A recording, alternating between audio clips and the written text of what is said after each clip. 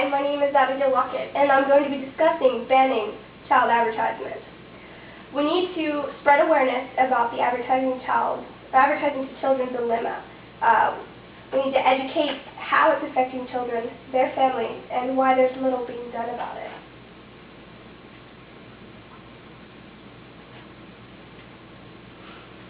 Advertising to children, how it is practiced today, is socially irresponsible.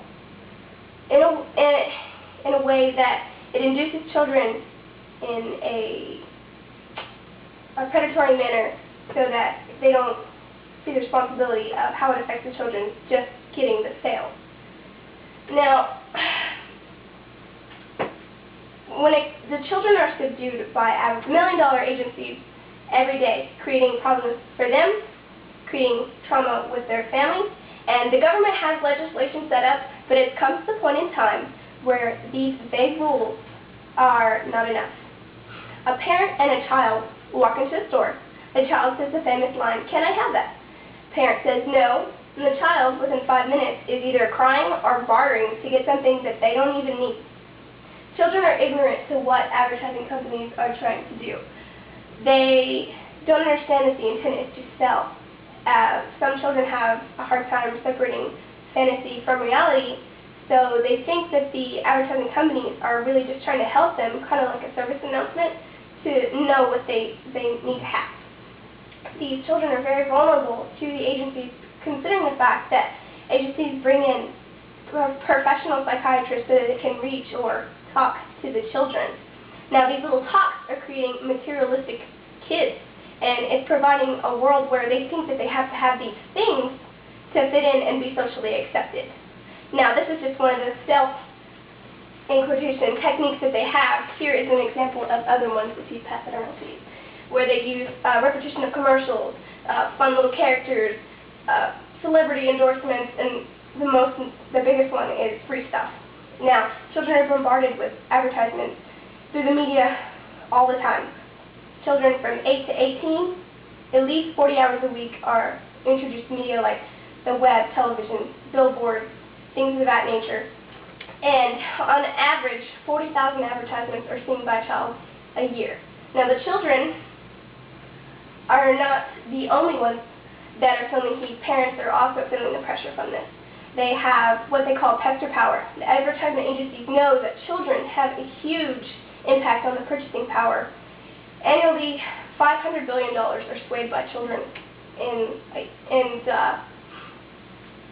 this also creates a problem because they have what children call the nag factor, where they'll argue with their parents about purchasing items, but then the parents feel guilty or nagged, so they go out of their way to buy it, putting themselves in debt or wasting money, and then, excuse me, then the children are spending this money, but it's 87% of the money is not theirs. It belongs to the parents. Statistically, in the year 2002, 4 to 12-year-olds were spending $30 billion. What was that? 12 to 17-year-olds in 2003 were spending $112.5 billion. 33 million teenagers in the year 2003 spent $103 a week. Now, we have to ask ourselves, what has been done? In the 1970s, the FCC realized that commercials were being drawn to children too much, so they set strict regulations.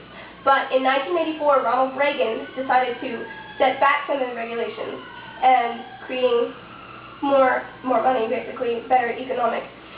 And in 1990, the Children's Television Act was set up. That is where 10.5 minutes for every hour on the weekend can be shown and 12 minutes during the week. But I've personally seen that at least half of airtime in an hour was dedicated to commercials.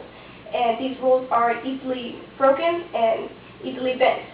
Now, so the way that the agencies are defending themselves is that they're not showing anything illegal, they're not promoting anything that is false, but what they are doing is called mental manipulation, which ties to inducing, which is inducing a predatory effect because the children are buying.